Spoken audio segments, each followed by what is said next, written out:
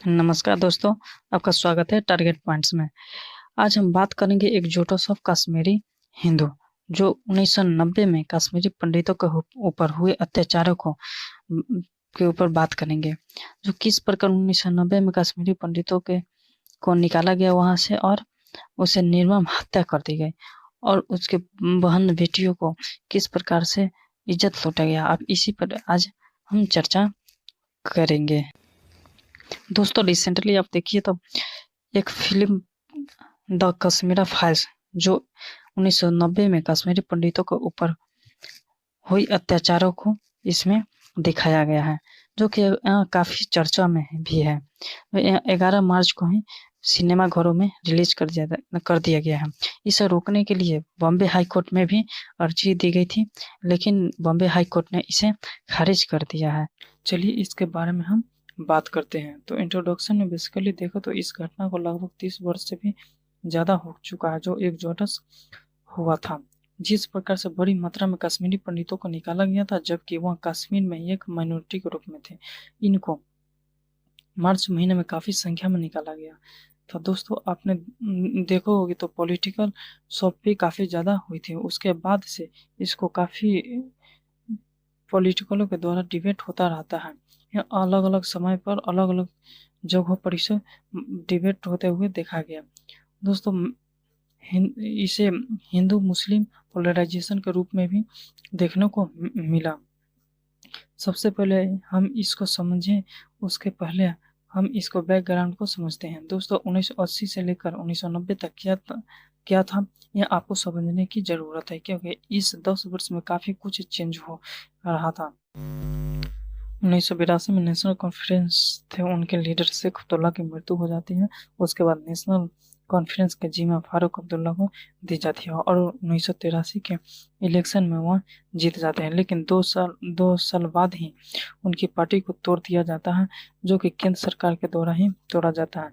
उस समय 1985 में राजीव गांधी के ही केंद्र में सरकार थे।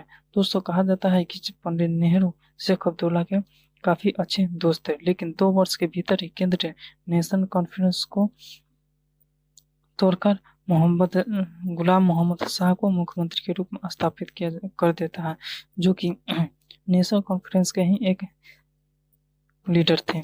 यह सब होते देख काफी जनता में नाराजगी होने लगी, जिससे आक्रोशों का होना उत्पन्न होने लगा। यह सब धीरे धीरे काफी तेजी से नाराजगी फैलने लगे। यह सब देखते हुए मिलिटेंट ऑर्गेनाइजेशन था, जो कि वहाँ के मुस्लिम कट्टरपंथियों के द्वारा ही यह चलाया जाता है, जो सब एक्टिव होने लगा और इसमें गेट ढालने का काम 1984 में मिलिटेंट लीडर को फांसी की सजा सुना दी गई, जिससे यह काफी और ज्यादा आक्रोश होने लगा। 1986 में राजीव गांधी के द्वारा बाबरी मस्जिद की ताला को खोल दिया जाता है और हिंदू को जाने की अनुमति दी गई, जिससे यह मुद्दा कश्मीर में काफी तेजी से फैलने लगा। इसके बाद कांग्रेस नेता मुफ्ती मोहम्मद आजाद को, जो कश्मीर में थे, उसने सीरियस हो गया और हिंदू मंदिर, दुकानों और प्रॉपर्टीज को नुकसान पहुंचाना लगा, जिससे 1986 में पुनः फारूक अब्दुल्ला को सीएम बना दिया गया, जिसे यह देखकर वहां की जनता में काफी आक्रोश का भावना उत्पन्न हो गया और यह समझने लगे कि यहाँ की कश्मीर पर केंद्र सरकार की हुकूमत चल रही है और वह अपने अंदर लेना चाहते हैं, जिससे मिलिटेंट ऑर्गेनाइजेशन के ऊपर वहाँ की जनता की उम्मीदें और भी बढ़ गई। 1987 में इलेक्शन होता है और यह इलेक्शन में केंद्र सहयोग से फारूक अब्दुल्ला की सरकार बनवा दी जाती है। यह सब देखकर वहाँ के मुस्लिम मिलिटेंट के ऊपर और भी ज़्यादा विश्वास होने लगा। दोस्तों, मिलिटेंट मतलब जो कट्टरपंथी मुस्लिमों के द्वारा चलाया जाता था। ठीक 1989 में मुफ्ती सईद की बेटी को अगवा कर लेता है और मिलिटेंट के द्वारा हिंदू पंडित पर अत्याचार होने लगता है। 1989 में ही बीजेपी लीडर को मार दिया जाता है। उसके बाद लगातार जिहादी मुस्लिम के द्वारा हिंदू जर्नलिस्ट लॉयर को कोर्ट के बाहर मार दिया जाता था, जिसे देखकर कश्मीरी पंडितों में डर का माहौल बन गया। आज सुबह में एक लोकल न्यूज में विज्ञापन छपता है, जिसे हिजबुल मुजाहिदीन के द्वारा ही कहा जाता है कि कश्मीरी पंडितों को कश्मीर खाली कर दो, नहीं तो उसे मार दिया जाएगा। दोस्तों, चलिए अब हम बात करते हैं द नाइट ऑफ जनवरी 1990 में क्या हुआ था उस रात, इसके बारे में अब हम बात करेंगे।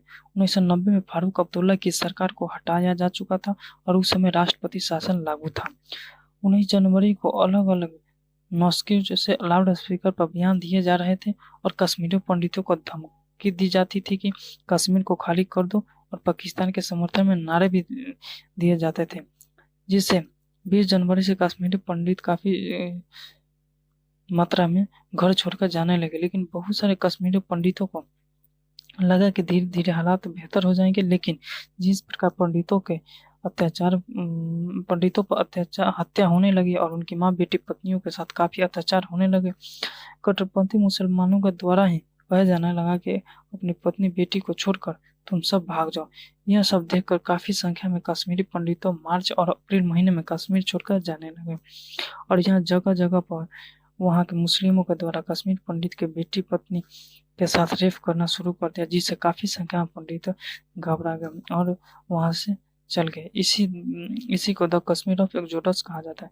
दोस्तों, अभी कश्मीर में लगभग 800 परिवार रहते हैं, जो इस घटना में रोल द स्टेशन की भी नाकामी मानी जाती है। तो लेकिन जो यह घटना हुई थी उसके उस समय नहीं मीडिया ने कश्मीरी पंडितों के ऊपर हुए अत्याचारों को बारे में बात की और न ही सरकार ने। यह सब देखते रह गए।